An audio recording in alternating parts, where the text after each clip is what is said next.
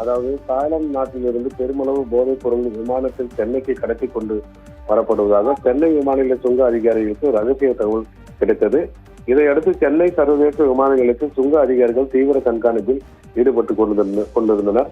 இந்த நிலையில் தாய்லாந்து நாட்டு தலைநகர் பாங்காக்கில் இருந்து தனியார் பயணிகள் விமானம் ஒன்று நள்ளிரவில் சென்னை சர்வதேச விமான நிலையத்திற்கு வந்தது.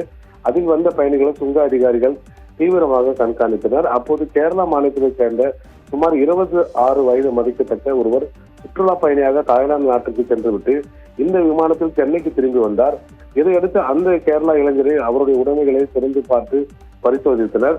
அவருடைய உடைமைகளில் பதப்படுத்தப்பட்ட உணவுப் பொருட்களுக்கு இடையே 9 பார்சல்கள் இருந்தன. அந்த பார்சல்களை சுங்க அதிகாரிகள் எடுத்து பார்த்தனர்.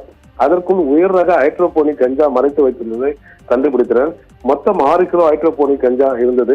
அதன் சர்வதேச மதிப்பு 6 கோடி ரூபாய் ஆகும்.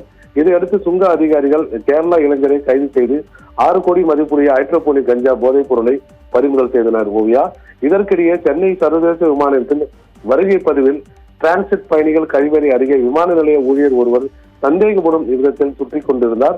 மத்திய தொழில் பாதுகாப்பு படை வீரர்கள் சந்தேகத்தின் பேரில் அவரை விசாரித்தனர்.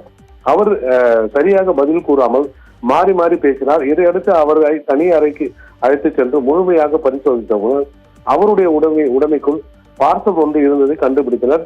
அதை பிரித்து பார்த்தபோது அதோடு தங்கப்பசை இருந்தது. அதன் சுத்தமான, அதாவது 24 கேரட் தங்கப்பசையாகும்.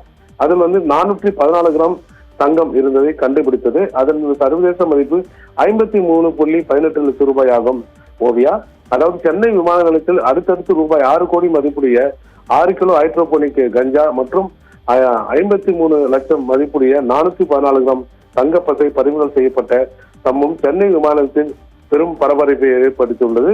இதில் ஊழியர் உட்பட சென்னை விமான நிலைய ஊழியர் உட்பட 2 பேர் கைது செய்யப்பட்ட சம்பவம் பெரும் பரபரப்பை ஏற்படுத்தியுள்ளது.